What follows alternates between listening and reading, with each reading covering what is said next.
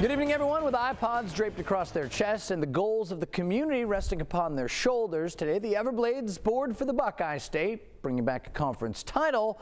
Wouldn't be a bad souvenir. The first two home runs of the spring come from Kevin Youkilis and Jason Varitek, back to back. As for the big bat of David Ortiz, after the game I asked him, "Poppy, where was your homer?" He said, "I'm saving mine for a special occasion." In a city known for its NFL Jaguars, today the South Alabama Jaguars were held to a dull roar as they had their teeth cut by a much sharper gang of Gators. As the Super Bowl injury reports are released today, Tom's tender ankle goes unmentioned. Good news for New England, as the only two teams still playing in pads prepare to descend upon the desert of Arizona. Also home to the mecca of Miami nightlife. For fans traveling down for the Super Bowl, the question is not if you're going to go to a celebrity party, but rather which ones and how many. Good evening, everyone. Usually accustomed to automatic approval from his flock of Falcon fans, today Michael Vick greeted with a chorus of boo birds as he approaches the courthouse in Richmond, Virginia. The first 2,500 fans on hand find in their hand a smaller version of Big Ern. The doll on the left, Real Ernie on the right. Postseason success in hockey hinges on a hot goaltender, then the Everblades may just have the ideal iron in the fire, all the while leaving defenses and media members in his wake. This morning, however, the lightning-quick Noel Devine finally slowed down, allowing the rest of us to catch up. How do you say Kevin Millar in an Eastern Shore accent? Well, the first baseman soon to find out, as today the free agent officially sends his chowder back to the kitchen and places an order for Maryland crab cakes.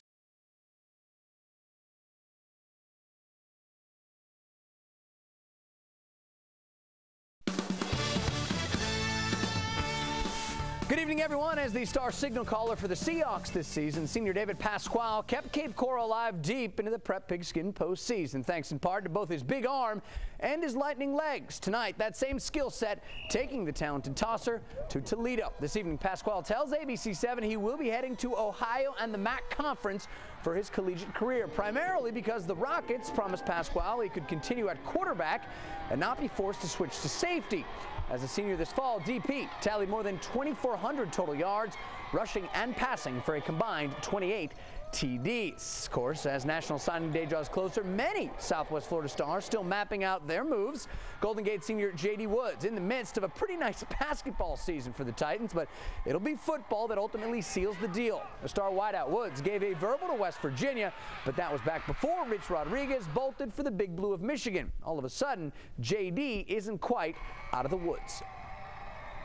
The day he left, I had 5 schools call, so I mean I wasn't really worried about it, but at the same time, you know, I love West Virginia when I went on my visit, so I mean it was like a win-lose situation, but I'm still committed to West Virginia. So signing day, you'll see me with a West Virginia hat on.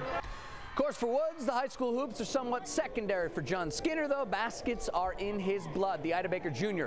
enters tonight's game versus Cape Coral, seeking his 1,000th career point. In the third, here are numbers 997 and 998 on a pretty little alley-oop, and moments later, the bucket that they will bronze. Skinner starts it himself, give and go, then high off the window. Just a junior, he reaches the magic milestone. They stop the game to show him some love. And the icing on the cake, Skinner and the Baker Bulldogs corral Cape Coral 64-54. Now, during halftime of tonight's battle from Baker, in a move equal parts gracious and ludicrous, members of the media were invited to launch from long range in a 3-point contest as part of the school's Coaches vs. Cancer charity drive. Now, Len Jennings had been penciled in to participate, but something about his anchorman duties kept him away. So Evan Fitzgerald and Randy Simons answering from behind the arc for ABC7. Evan displaying the deft touch. Randy with range. He'd splash a few. Trust me. Thanks to an assist from Baker football coach Brian Kahn, Team ABC beats the Peacock people from NBC2, and afterwards, both Randy and Fitz talk a little trash. Back in school, he told me ATM, that's because I always cashed in, and now 10 years later, it hasn't changed. Now, one thing we were missing Len. I personally thought we had a better chance if Stacey had been shooting, so it didn't affect us. We still pulled it out, and just like in the ratings, we whooped NBC. Len Jennings is a newsman at his heart and soul, and, you know, there was big news going on. Len always has to be there for it, so he was there in spirit.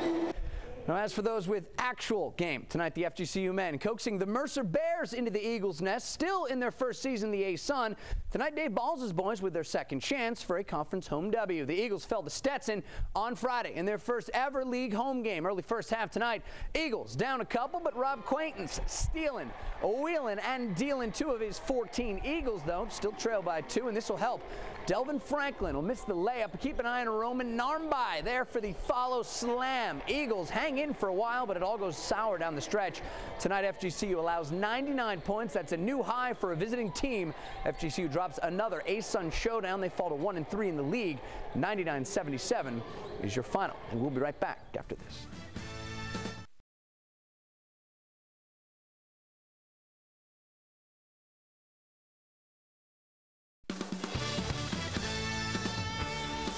Good evening, everyone. Welcome out live to Hammond Stadium. And on this rare leap day, when better to jump into our hardball happy hour? The Minnesota Twins opening up their spring schedule against last year's champions of the Fall Classic.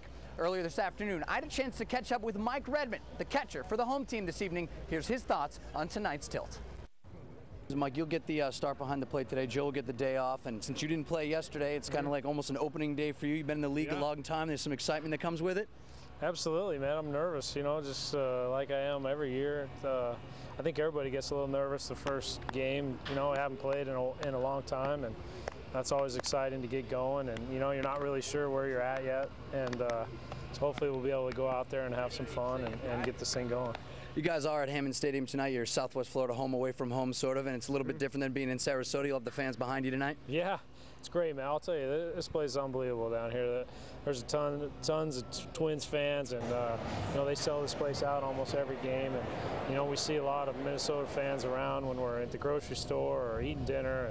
And Twins fans are great, and they come down here and they travel well, and they're down here getting some sun and watching some baseball. It's good stuff.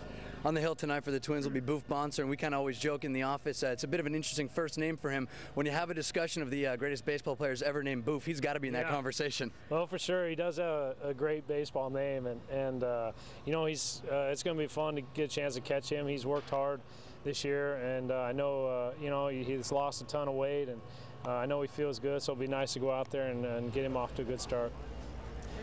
Now, as a battery, both Boof Bonser and Mike Redmond figure to have their hands full with this very legitimate lineup of the Boston Red Sox. Already off to a sizzling start. That is, of course, if you put any stock into what took place yesterday in a doubleheader against a couple of college teams. The Red Sox push across 39 total runs on 30 hits. The scariest part of it all, at least for the Twins, the power did not come care of the usual suspects. Big Papi, Manny Ramirez, those guys only got an at-bat or 2 each. The damage done by guys wearing numbers in the 80s and 90s. So, a whole lot of defensive linemen and wide receivers out there the last couple days. Of course, that, as we said, versus BC and Northeastern. For the rest of the Grapefruit schedule, it's all about the big league boys. That, of course, as we said, starts tonight with these very same Minnesota Twins and continues throughout the rest of the weekend. 3 games over the course of tonight, Saturday, and Sunday. Game 1 of the Mayor's Cup starts in a half an hour. If you can't get here tonight, you'll have another chance tomorrow afternoon. And then our 2 town teams meet again and switch venues on Sunday in Game 3 of the series. We're going to commercial break.